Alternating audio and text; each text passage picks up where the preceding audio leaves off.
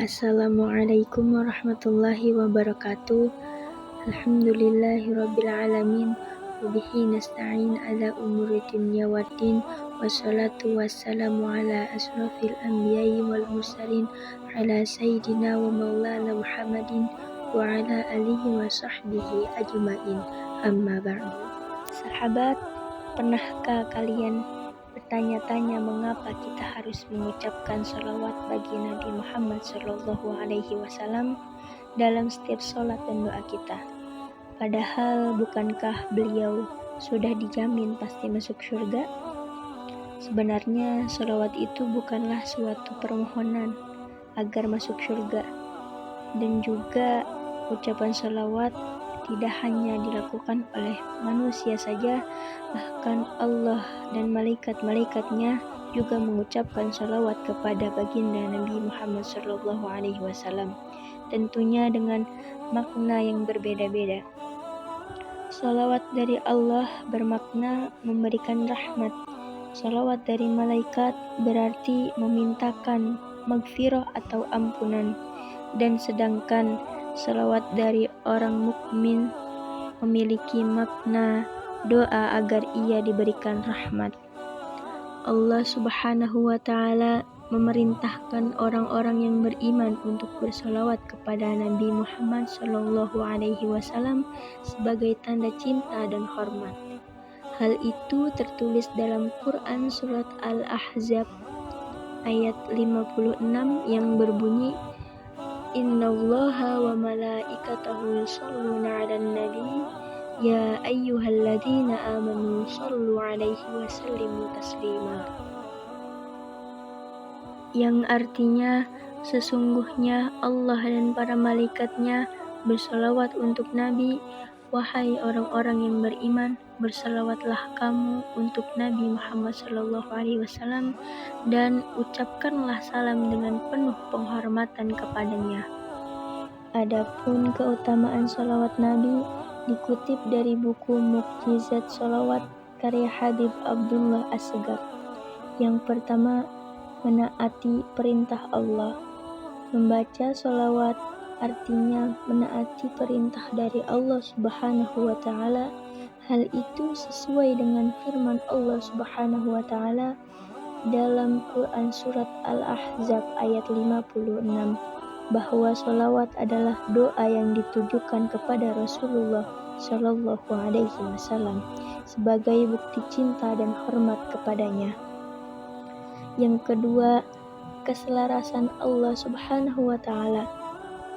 Keutamaan sholawat yang kedua adalah keselarasan Allah Subhanahu wa Ta'ala dalam bersalawat atas Rasulullah. Meskipun sholawatnya berbeda, sholawat kita atasnya bermuatan doa dan permohonan, sedangkan sholawat Allah atasnya bermuatan pujian dan pengagungan. Yang ketiga, mendapatkan 10 salawat dari Allah Subhanahu wa Ta'ala. Allah Subhanahu wa Ta'ala juga akan memberikan 10 salawat kepada yang membaca salawat. Hal itu sesuai dengan hadis riwayat Muslim. Rasulullah Shallallahu Alaihi Wasallam bersabda, orang bersalawat kepadaku 1 kali, Allah akan bersalawat kepadanya 10 kali. Yang keempat, diangkat 10 derajatnya oleh Allah Subhanahu wa Ta'ala. Dalam hadis Rasulullah Shallallahu Alaihi Wasallam, Allah Subhanahu wa Ta'ala akan mengangkat 10 derajatnya pembaca sholawat. Barang siapa bersolawat 1 kali, Allah akan memberi 10 rahmat sama dengan 10 derajat baginya. Yang kelima, tulis 10 kebaikan dan dihapusnya 10 keburukannya. Allah Subhanahu wa Ta'ala akan memberikan 10 rahmat apabila bersalawat 1 kali, kemudian Allah juga akan menghapuskan keburukannya sebanyak 10 dari sang pembaca. Yang keenam, penghantar doa diijabah.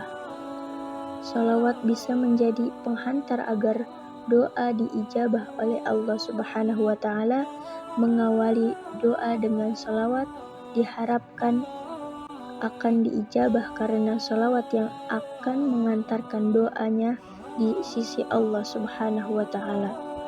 Yang ketujuh, ampunan dosa. Penghapusan 10 dosa dalam membaca salawat menjadi ampunan dosa dari Allah Subhanahu wa Ta'ala kepada umatnya.